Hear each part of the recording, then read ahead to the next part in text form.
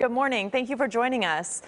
So let's start with the COVID vaccine, because this sounds like a new approach that's going to be a lot like the flu shot. One vaccine, uniform every year for everyone. The guidance has been really confusing up until now, but this seems to be a more streamlined recommendation. Am I right? That's correct. We would hope that as many people as possible have gotten their primary series back when the first vaccines and booster were introduced.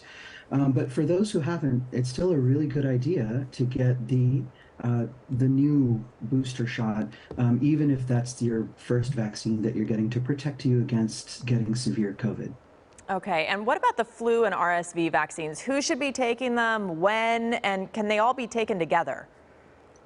Absolutely, they can. One shot in each arm, so to speak. The influenza vaccine, as always, is recommended for everybody above the age of 6 months old. Our younger kids, 6 months to 8 years old, we recommend a two-shot series if they haven't gotten those two shots in the past. Um, One after the other. But for everybody else, their annual shot, their flu vaccine, really does a good job of protecting them against getting severe influenza and ending up in the hospital. The RSV vaccines are new, and this one is going to be something that we have to introduce and help educate the public. So there are two main ones to consider.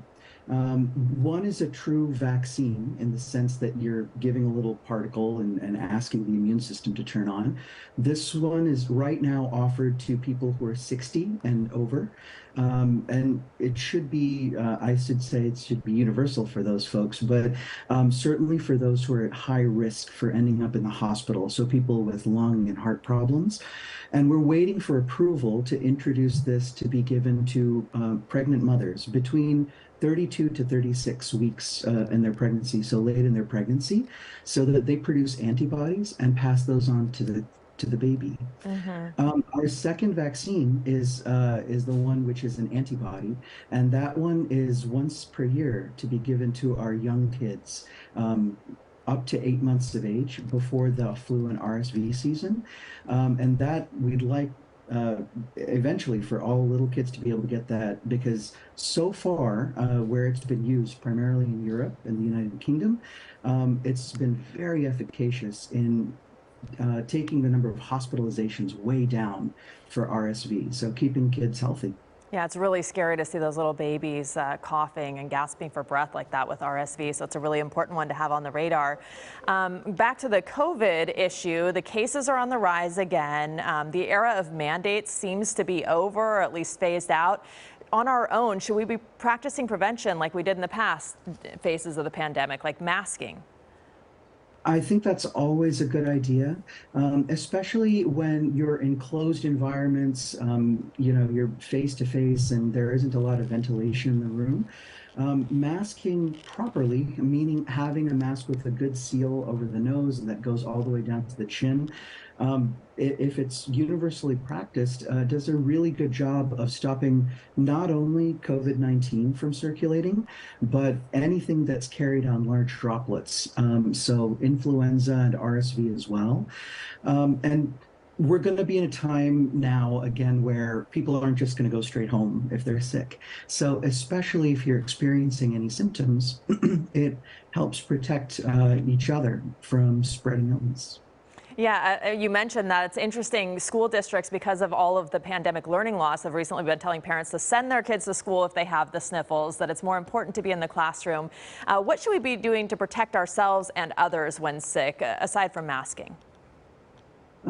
It's going to sound a little bit repetitive, because it's always the same things over and over, which is spacing if you can. So, for instance, eating and any of those kind of things where, we're talking if it's in a well ventilated room or outdoors. And then hand hygiene is number 1 through 10 on the list in terms of importance. So, if you wash your hands well after eating, touching your mouth and face, and after using the bathroom especially, then you automatically lower circulation of viral infections quite a bit.